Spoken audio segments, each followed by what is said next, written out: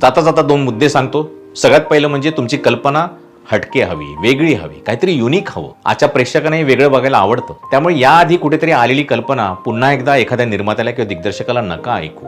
त्यांनी सगळं पाहिलेलं असतं. प्रेक्षकांनाही आजकाल सगळं पाहिलेलं असतं, त्यांना सगळं अवेलेबल आहे.